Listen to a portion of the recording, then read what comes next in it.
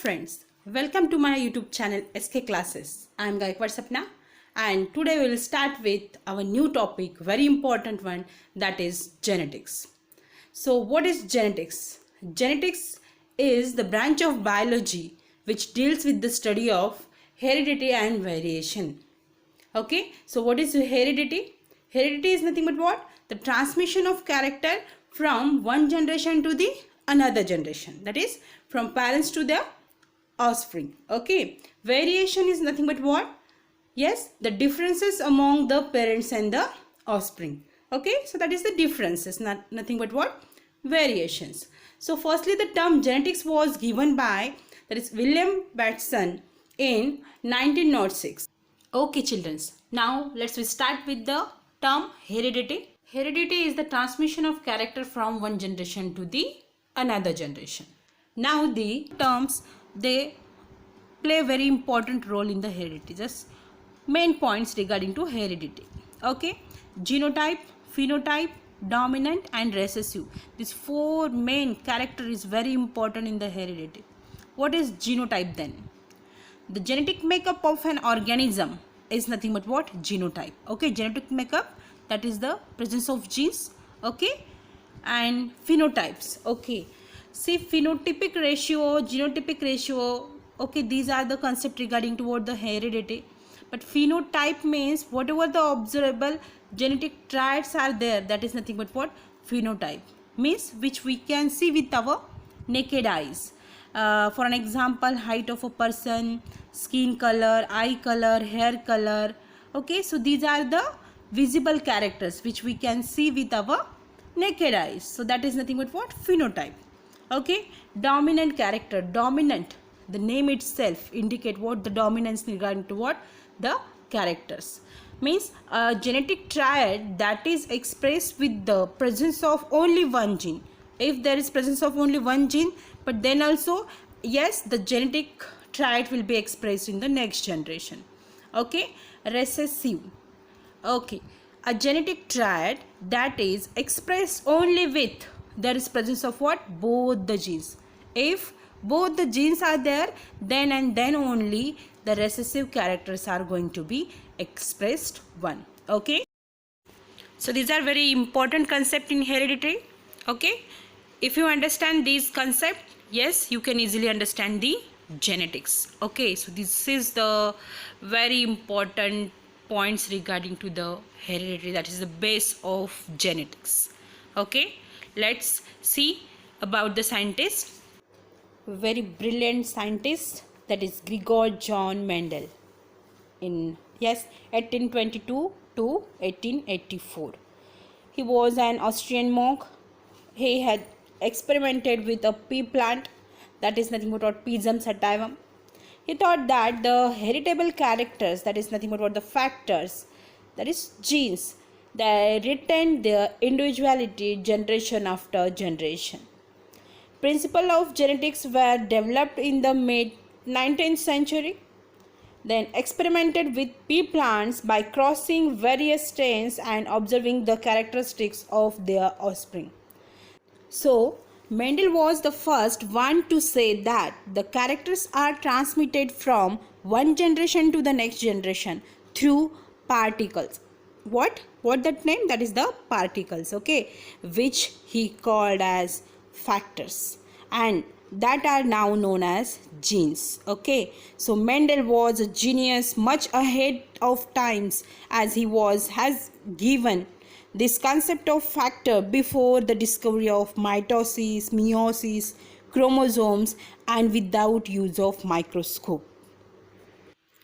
In 1856, he began his famous hybridization experiments on garden pea. Scientific name of pea is Pisum sativum. He performed experiments on garden pea in a very scientific manner and proposed the postulate, that is nothing but what? The principles which are now popularly known as Mendel's laws of inheritance. And yes, this is very important, and the name is given the Mendelism, and he laid down the foundations of genetics. Therefore, he is called father of genetics. So genetics is the branch of biology which deals with the study of inheritance, that is nothing but what? The heredity and variations. So heredity is the biological process by which parents pass on genetic information from generation to the generation, that is from parents to the offspring. Mendel started the science of genetics by the experiment with pea plants between 1856 and 1868. Okay, so Mendel came up with the principles of dominance, segregations, and the independent assortment. Okay, let's we see one by one the laws of Mendelism. Okay, these are the principle of Mendelian inheritance, that is a law of segregation, that is separation of genes. Okay, that is gametes. The two alleles for each gene are placed in different gametes. Okay.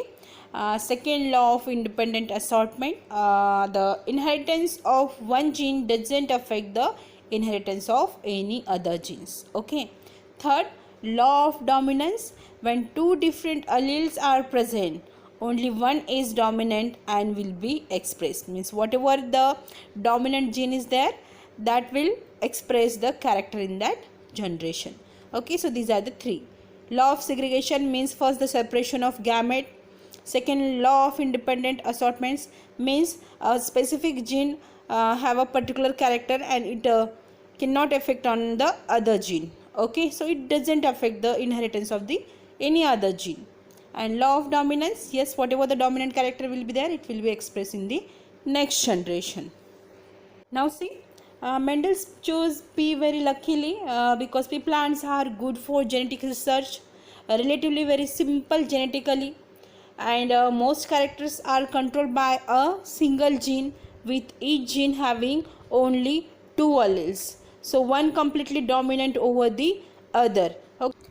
Mendel made a very wise choice of experimental material. He selected garden pea, that is nothing but what Pisum sativum, for his experiment because yes, garden pea is an annual plant and completes the life cycle within 3 to 4 months only. Due to the short lifespan, he could grow 3 generations in a year. Okay, then it is a small herbaceous plant that produces many seeds, and so he could grow thousands of pea plants in a small pot, yes, behind his chest. And it is naturally self-pollinated and was available in the form of many varieties with contrasting characters such as tall and dwarf, yellow and green seeds, violet and white flower. Okay, so such many characters are there within this pea plant. So there were no intermediate characters. Okay, so though the flowers are naturally self-pollinating, they are large enough for easy emasculation required for the artificial cross, and yes, produce the fertile offspring. So pea plants are very good for genetic research, then available in many varieties with distinct heritable, that is features with different variations. Okay, that is flower color, seed shape. Okay, then Mendel had strict control over which plants mated with which. Okay, each pea plant has male and female structure, that is sexual reproduction, and pea plants can self-fertilize, and Mendel could also cross-pollinate plants, moving pollen grains from one plant to the another by emasculation process. Okay, so what is the emasculation then? Yes, so emasculation is nothing but what? The removal of stamens well before anthesis, that is opening of flower buds after formation of pollen grains. Therefore it is done in bud condition only. Okay, so see in this figure, can you see the purple and white flower? Okay, in the purple flower, there is removal of stamens from there. Okay, and the stamens from the white flower, the pollen grains will be dusted on the carpel of the purple flower. Okay, so whatever the seeds will be formed, that is now in the cross pollinated seeds. Okay, and again it is planted, and then the whatever the generation will be formed, that is nothing but what? The first filial generation. So what happened in the first filial generation then? Yes, the all flowers are purple color, just because of what? The dominant character of purple flower. So this is the emasculation process, which is very important one. Okay, now see the laws. First law, the law of dominance. Every gene has 2 alleles that can code for a trait. Okay, 2 alleles are there. One allele is dominant, meaning it will always show one allele is recessive, meaning it will be masked by the presence of what? Because of the dominant allele. Okay, so hybrid will always show the dominant phenotype. Okay, hybrid is nothing but what? Whatever the dominant characters are there, it will be shown in the next generation. See, example, purple and white. Yes, while crossing of purple and white is there, then the first generation will be from the purple. Okay, there is presence of both the gametes are there actually, capital P and small p, but yes, express the purple color just only because of what? The dominant character, that is capital P. Now see the second law, that is law of segregation. Okay, this is the second law of inheritance. So members of allelic pair in a hybrid remains together without mixing with each other and separate or segregate during gametes formation. Segregate is nothing but what? The separation of gamete. Okay, thus the gamete receives only one of the two factors and are pure for a given triad. So therefore this is also known as law of purity of gamete. The law of segregation also can be explained with the help of monohybrid cross. Okay, so monohybrid cross experiment. Can you see here? With the help of Punnett square, we model this law of segregations every time. When you split the genotype letter and put one above each column and one in front of each row, okay, you have segregated the allele for a specific triad. In a real life, this happens during the process of cell division. That is nothing but what? Meiosis. Okay, so that is the separation of gamete, okay, with the help of Punnett square. Here the Mendel's third law of inheritance is based on dihybrid cross. Okay, let's see later about the dihybrid cross. Now see the classical method of symbolization. Okay, symbols are given. So if the parental generation is there, so it will be indicated by P or P1, then first filial generation F1, second filial generation F2, if the third filial generation is there, F3. If the dominant characters are there, it will be indicated with the help of what? Capital letter. Okay, so T for tall, capital Y for yellow. Okay, recessive, obviously they have the small letter, small t for dwarf, not D or small d. Okay, small y for green, not that is capital G or small g. And for the female, yes, the symbol is given, and for the male, yes, the symbol is there. So this is the symbolical representation. Now see the 7 pair of contrasting characters. Okay, dominant as well as the recessive one. Okay, now see P triads. First, seed shape, dominant character round, and yes, recessive character wrinkle. Second, seed color, yes, yellow is dominant, green is recessive. Third, flower color, purple is dominant, white is recessive. Fourth, flower position, axial position is the dominant character, terminal position is the recessive character. And plant height, tall is the dominant one and short is the recessive one. Pod shape, inflated, okay, that is the dominant, and constricted, it is the recessive one. And lastly, the pod color, green color is the dominant color and the recessive, that is yellow one.